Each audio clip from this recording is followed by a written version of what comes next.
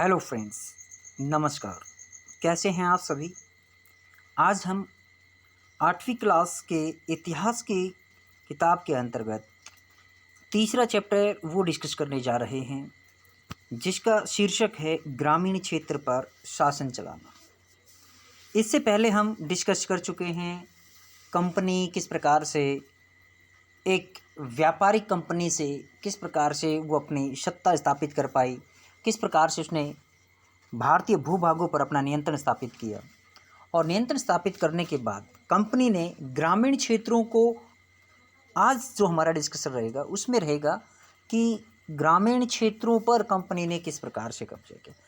पहले जो first chapter था उसमें कंपनी ने धीरे धीरे अपना जो शिकंजा कसना शुरू किया राजाओं पर, शहरी क्षेत्रों के अंदर।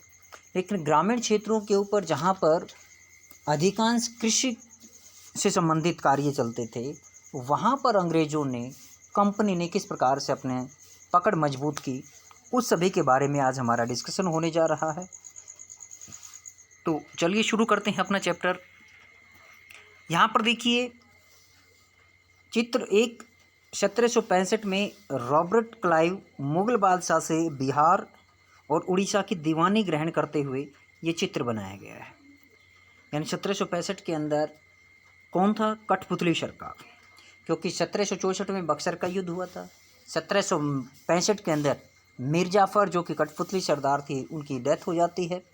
उसके बाद से कंपनी को जो मुग़ल बादशाह उस समय कौन हुआ करते थे? फ़ारूक शाह। उनसे कंपनी को क्या मिले?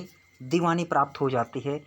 यानी पहले से ही इनके मन में था कि अब जो हम कठपुतली सरदार बना रहे थे, उनके साथ हमारा अनुभव जो है वो खास अच्छा नहीं रहा, जिसकी वजह से हम खुद कंपनी के नवाब जो ये बनना चाहते थे। जैसा कि हमने पिछले चैप्टर में पढ़ा था कि ऑफिसर्स नवाब कैसे बने, उस शीर्षक के माध्यम से हमने पढ़ा था। लेकिन अब यहाँ पर देखिए, खुद मुग़ल बादशाह ने ही उनको बंगाल, बिहार और उड़ीसा का दीवान बना दिया। तो यहाँ से देखिए कंपनी दीवान बन गई। कंपनी कैसे दीवान बनी, कब दीवान बनी, ये सब हमारा डिस्कशन शुरू होने वाला है। तो देखिए 12 अगस्त 1765 की बात है। तो इस समय कंपनी के जो अधिकारी हैं वो मुग़ल बादशाह से मिलने के लिए गए। 12 अगस्त 1765 बहुत ही इम्पोर्टेंट डेट है ये भारतीय इतिहास की, क्योंकि इसने भारतीय इतिहास का जो एक तरह से देखा जाए दिशा निर्धारित की कि भारत अब गुलामी के बेड़ियों के अंदर कसता जा रहा था। तो यहाँ से देखिए ये जो डेट है आपकी 12 अगस्त 1765, मुग़ल बादशाह ने ईस्ट इंडिया कंपनी को बंगाल का दीवान तैनात किया। दीवान तैनात मतलब होने का तात्पर्य क्या है? आज के जो आपका मुख्यमंत्री है इस पद के बराबर, और उसके नीचे जो सही मायने में दीवानी का जो काम करते हैं, अपने जो डीसी होते हैं, जो डिस्ट्रिक्ट कलेक्टर होते हैं, जो कि रेवेन्यू इकट्ठा करते हैं, राजस्व वसूल किया करते हैं, वो अधिकार अंग्रेज़ों को मिल गए। तो दीवान तैनात किया गया। इस बात की पूरी संभावना ये थी कि यह घटना मुट्ठी भर अंग्रेज़ों और हिंदुस्तानियों की मौजूदगी में रॉबर्ट क्लाइव के एक तंबू में घटी होगी। मुट्ठी भर वहाँ पर अंग्रेज़ होंगे और भारतीय लोगों का हुजूम होगा रॉबर्ट क्लाइव के अंदर। क्योंकि रॉबर्ट क्लाइव कौन थे? सेनापति थे। बक्सर की जो प्लासी का युद्ध हुआ उसमें कलकत्ता हाथ से निकलते देख मद्रास से उनके नेतृत्व में, जो मद्रास के अंदर जो इनका ऑफिस था, वहाँ से इनके नेतृत्व में सेना भेजी गई और फिर बक्सर की लड़ाई होती है वहाँ पर। तो इस प्रकार से रॉबर्ट क्लाइव, जो कि एक तरह से कंपनी की दिशा निर्धारित करने वाले थे, ये वहाँ पर घटना घटी। लेकिन ऊपर जो चित्र दिया गया है, इस घटना को एक भव्य समारोह के रूप में दिखाया गया है। यहाँ पर भव्य समारोह के रूप में दिखाना अंग्रेजों की एक चाल है, क्योंकि अंग्रेज नहीं चाहते थे कि हमें किसी भी तरह से नीचा दिखाया जाए। यह चित्र उस चित्रकार ने बनाया जिसे रॉबर्ट क्लाइव ने अपने जीवन की यादगार घटनाओं को चित्रित करने के लिए आमंत्रित किया था भाई, जिसको उसने अपनी महत्वपूर्ण घटनाओं को चित्रित करने का जिम्मा सौंपा था। और ये उन घटनाओं में से सबसे महत्वपूर्ण घटना थी और इसको बड़े दिलचस्प तरीके से इस चित्रकार ने पेश किया है। बंगाल की दीवानी हाथ आ जाना अंग्रेज़ों के लिए निश्चय ही एक सोने के अंडे देने वाली मुर्गी के समान था, क्योंकि बंगाल और बिहार वाला एरिया ये संयुक्त प्रांत कहलाता था। तब आपका उत्तर प्रदेश, बंगाल, बिहार और उड़ीसा ये सारे मिला दिए जाएं तो ये संयुक्त प्रांत कहलाता था। और ये उस समय का जो गंगा यमुना का जो दोआब है, एक तरह से देखा जाए विस्तृत मैदान है, और यहाँ से सबसे ज़्यादा कृषि उत्पाद होते थे और यहीं से सबसे ज़्यादा जो है राजस्व वसूला जाता था। बंगाल की कामधेनु कहा जाता है इसे। दीवान के तौर पर कंपनी अपने नियंत्रण वाले भूभाग के आर्थिक मामलों की मुख्य शासक बन गई थी, यानी आर्थिक मामलों में अब उसके आगे कोई टांग अड़ाने वाला कोई नहीं बच गया था। अब उसे अपनी ज़मीन का शासन चलाने और आमदनी को व्यवस्थित करने का रास्ता ढूंढना था कि कैसे हमें अपनी आमदनी को बढ़ाना है। जनता चाहे दुखी है, जनता चाहे किसी भी हाल पे है, जनता को अपने हाल पर छोड़कर इनको सिर्फ और सिर्फ अपने पॉकेट भरने से मतलब था। इसके लिए उसे एक ऐसा रास्ता ढूंढना था जिसे कंपनी के बढ़ते खर्चों को पूरा करने के लिए काफ़ी आमदनी जुटाई जा सके। अब यहाँ पे देखिए, व्यापारिक कंपनी के नाते उसे ये भी ख्याल रखना था कि वह अपनी ज़रूरतों की चीज़ें खरीदती और बेचती भी रहे, यानी कंपनी अपनी जो उसकी मूलभूत आवश्यकताएं हैं उन आवश्यकताओं को पूरा भी करती रहे, साथ के साथ कंपनी जो उसको ज़रूरी चीज़ें खरीदनी हैं उन चीज़ों को भी खरीदने में वो सक्षम रहे। यहाँ पर देखिए, समय के साथ साथ कंपनी को यह भी समझ में आने लग गया था कि उसे सावधानी के साथ आगे बढ़ना है, किसी को आगे दुश्मन नहीं बनाना। बाहरी ताकत होने की वजह से उसे उन लोगों को भी शांत करना रखना था जो गांव देहात में पहले शासन चला चुके थे और जिनके पास अभी भी काफ़ी ताकत और सम्मान बचा हुआ था।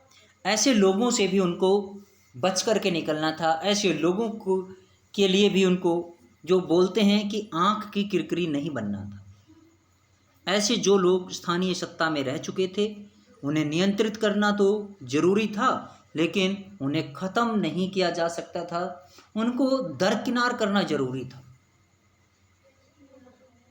यह काम कैसे हो, ये काम कैसे किया जाए, इस अध्याय में हम देखेंगे कि कंपनी ने ग्रामीण इलाकों को उपनिवेश कैसे बनाया, यानी जहाँ पर स्थानीय लोग शासन चलाते थे उस स्थानीय शासन वाले नेताओं को उन्होंने कैसे अपने शिकंजे में कसा, आय के संसाधन कैसे जुटाए, लोगों के अधिकार कैसे सीमित किए, कैसे उन्होंने तय किए, अपने मनमाफिक किसानों से किस प्रकार से फसलें पैदा करवाई।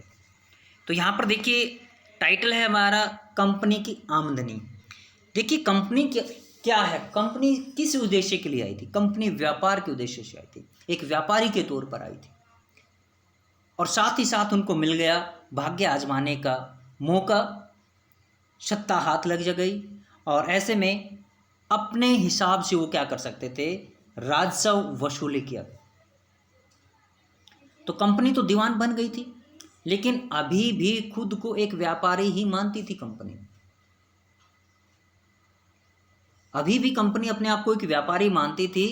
कंपनी भारी भरकम लगान तो चाहती थी, लेकिन उसके आकलन और वसूली की कोई नियमित व्यवस्था करने में हिचकिचा रही थी कि नियमित रूप से कैसे आएगी।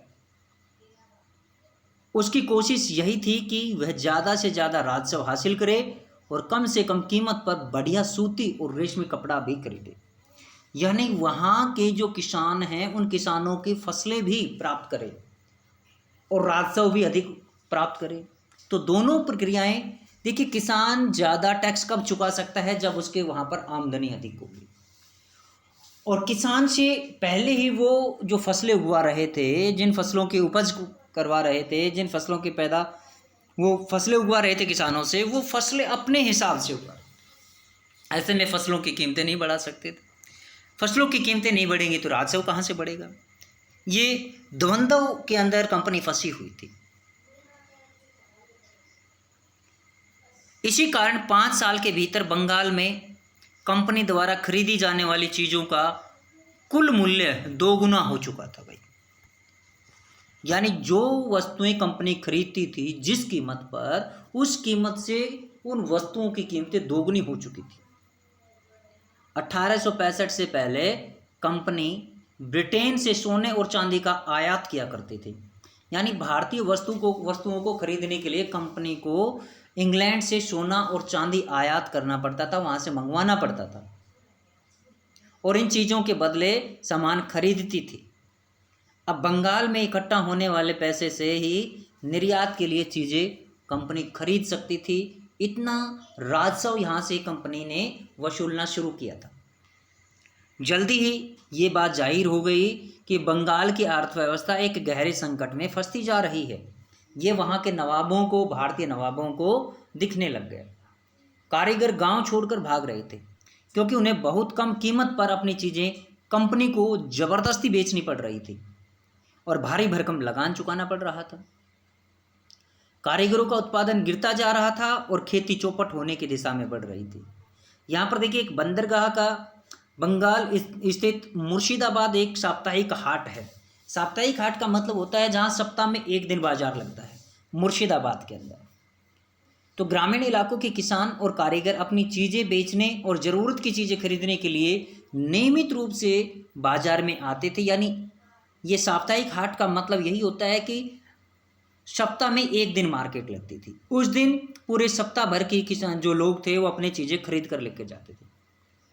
आर्थिक संकट के समय इन बाज़ारों पर बहुत बुरा असर पड़ा। यानी अंग्रेज़ों ने इन बाज़ारों को भी पूरी तरह से तबाह किया।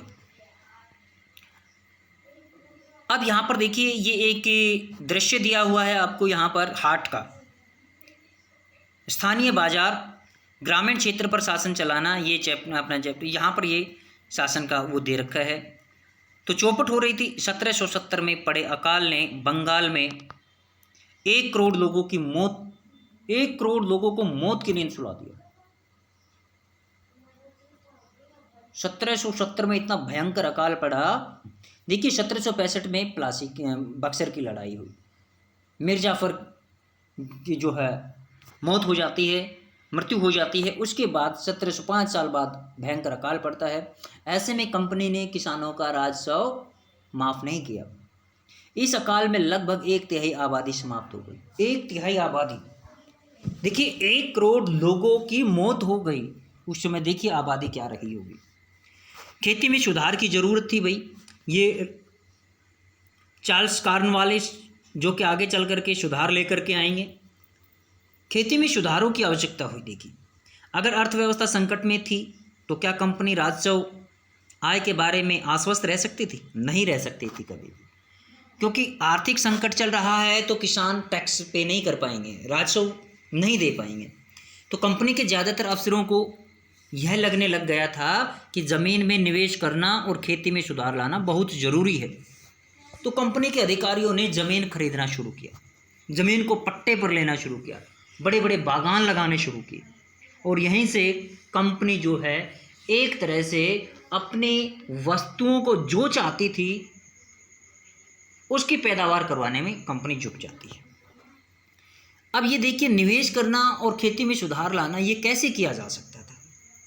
इस सवाल पर 2 दशकों तक बहस चलती रही। यानी 1770 से 1790 तक 2 दशक हो गए, 20 साल हो गए। आखिर में कंपनी ने 1793 में स्थायी बंदोबस्त है, परमानेंट जो सेटलमेंट है, वो लागू किया। इस बंदोबस्त की शर्तें क्या थी? ये लॉर्ड जो कॉर्नवालिस हैं, कॉर्नवालिस के द्वारा 1793 में लागू किया गया था स्थायी बंदोबस्त। यहाँ पर ये सबसे इम्पोर्टेंट क्वेश्चन बन जाता है कॉम्पिटिटिव एग्जाम के लिए भी, और वैसे जो अपने बोर्ड एग्जाम्स होते हैं उनमें 1 नंबर में क्वेश्चन पूछा जाता है। इस बंदोबस्त की शर्तों के हिसाब से राजाओं और तालुक्यदारों को जमींदारों के रूप में मान्यता प्रदान कर दी गई। यानी जो राजा लोग थे, जो तालुक्यदार थे, जमींदारों के रूप में उनको मान्यता दे दी गई। उन्हें किसानों से लगान वसूलने और कंपनी को राजस्व चुकाने का जिम्मा सौंप दिया। यानी जहाँ पर जो बड़ा जमींदार है, तालुक्यदार है, वो पूरे क्षेत्र का मालिक बना दिया, और उस पर कौन खेती करता है, कितना खेती करता है, ये कोई बात नहीं। उस राजा को, जो तालुक्यदार है, वो निर्धारित करेगा कि कंपनी और उसके बीच एक समझौता होता था कि आपको इतना टैक्स देना है कंपनी को। आप चाहे किसानों से कितना, कैसी पैदावार करवाएं, कैसी फसल बुआएं, लेकिन कंपनी को आपको ये राजस्व देना है। इस प्रकार का बंदोबस्त था ये स्थायी बंदोबस्त। उन्हें किसानों से लगान वसूलने और कंपनी को राजस्व चुकाने का जिम्मा सौंप दिया गया। किनको? तालुक्यदारों को। उनकी ओर से चुकाई जाने वाली राशि स्थायी रूप से तय कर दी गई थी भाई, कि आपको ये राशि तो देनी ही देनी है, आप जमींदारों से कितना ही वसूल करें। इसका मतलब ये था कि भविष्य में कभी भी उसमें इजाफा नहीं किया जाना था। स्थायी का मतलब तो यही हुआ कि आप भविष्य में, कंपनी भविष्य में इसके अंदर कोई इजाफा नहीं कर सकेगी। अंग्रेजों को लगता था कि इससे उन्हें नियमित रूप से और लगातार राजस्व की प्राप्ति होती रहेगी और जमींदारों को ज़मीन में सुधार के लिए खर्चे करने का प्रोत्साहन मिल जाएगा कि भाई ज़्यादा पैदावार होगी तो अपनी बढ़ेगी, क्योंकि कंपनी का तो एक राजस्व निश्चित हो गया। वो निश्चित राजस्व ही कंपनी को देना है, जो अधिक उत्पादन होगा वो उत्पादन अपने पास रहेगा। उन्हें लगता था कि क्योंकि राज्य की ओर से राजस्व की मांग बढ़ने वाली नहीं थी, तो इसलिए जो ज़्यादा पैदावार होगी वो किसान की पैदावार होगी। तो इस प्रकार से अब यहाँ पे देखो समस्या क्या आई। मगर स्थायी बंदोबस्त ने एक समस्या पैदा कर दी थी भाई। कंपनी के अफसरों ने ये देखा कि सभी जमींदार ज़मीन में सुधार के लिए खर्च नहीं कर रहे हैं, क्योंकि खर्च करने की आवश्यकता क्या थी? कंपनी टैक्स जो राजस्व नहीं बढ़ा रही है, कंपनी का एक निश्चित राजस्व है। असल में कंपनी ने जो राजस्व तय किया था वह इतना ज़्यादा था कि उसको चुकाने में जमींदारों को भारी परेशानी हो रही थी। पैदावार थी नहीं, लेकिन कंपनी को लगातार पे करना है, तो जमींदार राजस्व चुकाने में विफल हो गया था, उसकी जमींदारी छीन ली जाती थी। बहुत सारी जमींदारियों को कंपनी ने बाकायदा नीलाम किया था, और जो उनके कठपुतली लोग थे उन लोगों को उनको बेच डाला था। 19वीं सदी के पहले दशक तक यानी 1810 के आसपास तक की बात है। हालात काफ़ी बदल चुके थे, बाजार में कीमतें बढ़ रही थी, धीरे धीरे खेती का विस्तार हो रहा था। इसमें जमींदारों की आमदनी तो में सुधार हो गया, लेकिन कंपनी को कोई फ़ायदा नहीं हुआ, क्योंकि कंपनी तो स्थायी बंदोबस्त किया हुआ है, क्योंकि कंपनी तो हमेशा के लिए राजस्व तय कर चुकी थी। अब कंपनी को फ़ायदा कहाँ से होगा? अब राजस्व में वृद्धि नहीं कर सकती थी कंपनी, और कंपनी को चाहिए ज़्यादा पैसा। लेकिन ज़मींदारों को अभी भी ज़मीन की बेहतरी में कोई दिलचस्पी नहीं थी। ज़मीन की उपजाऊ शक्ति को बढ़ाने में उनका कोई गुंजाइश, कोई भी उनमें दिलचस्पी नहीं थी, कोई रुचि नहीं थी उनकी। उनमें से कुछ तो बंदोबस्त के शुरुआती सालों में ही अपनी ज़मीन गंवा चुके थे। जो बचे रह गए थे, अब उन्हें भी बिना परेशानी और निवेश का खतरा उठाए आमदनी की उम्मीद दिखाई नहीं दे रही। जब तक जमींदार किसानों को ज़मीन देकर उनसे लगान वसूल कर सकते थे, उन्हें ज़मीन में सुधार की परवाह ही नहीं थी, क्योंकि किसानों को ज़मीन देकर उनसे लगान वसूल कर सकते थे वो, क्योंकि किसानों को उन्हें क्या देनी थी? जमींदारों को ज़मीन, और ज़मीन के बदले उनको टैक्स लेना था। तो टैक्स को तो किसको पे करना? किसान को। किसान पैदावार बढ़ाएगा, उसको चाहे पैदा हो या मत हो। तो ऐसे में उनको किसी प्रकार की कोई परेशानी नहीं उठानी पड़ रही थी, तो ज़मीन में सुधार की परवाह उनको नहीं थी। दूसरी तरफ गांव में किसानों को यह व्यवस्था बहुत दमनकारी दिखाई दे रही थी।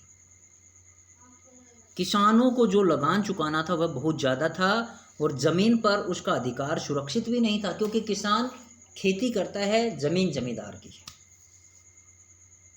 लगान चुकाने के लिए अक्सर महाजन से कर्जा लेना पड़ता था। अगर वह लगान नहीं चुका पाता था तो उसे पुश्तैनी ज़मीन से भी बेदखल कर दिया जाता था। ये थी अपनी लॉर्ड कॉर्नवालिस के स्थायी बंदोबस्त, जिससे कि खुद कंपनी एक तरह से फंस गई थी इसके अंदर। यहाँ पर देखिए ये बताया गया है बंगाल के रैयतों पर कोलब्रुक का कथन क्या है। कोलब्रुक ये इंग्लैंड के संसद में बैठने वाले एक व्यक्ति थे। बंगाल के बहुत सारे गांवों में कई ताकतवर रैयत खुद खेती नहीं करते थे, वे औरों को पट्टे पर ज़मीन देते थे और उनसे भारी लगान वसूल किया करते थे। 1860 में H.T. कोलब्रुक ने इन काश्तकारों की स्थिति इन शब्दों में बयां की। बटाई की भारी शर्तों और मवेशियों, बीज, आजीविका व कर्जे के बदले बेगारी से दबे ये काश्तकार खुद को कर्ज से काफ़ी बाहर नहीं निकाल सकते, कभी बाहर नहीं निकाल सकते ये लोग। जब उन्हें जीने को भी पूरा नहीं मिलता तो ऐसे भयानक हालात में वे दिल लगाकर काम कैसे कर सकते हैं। नहीं उन्हें अपनी हालात सुधारने की कोई उम्मीद दिखाई देती है। क्यों? क्योंकि ज़मीन पे वो पैसा निवेश नहीं कर सकते। ज़मीन जमींदार की है और ज़मींदार ने एक निश्चित राजस्व वसूलना है। तो ऐसे में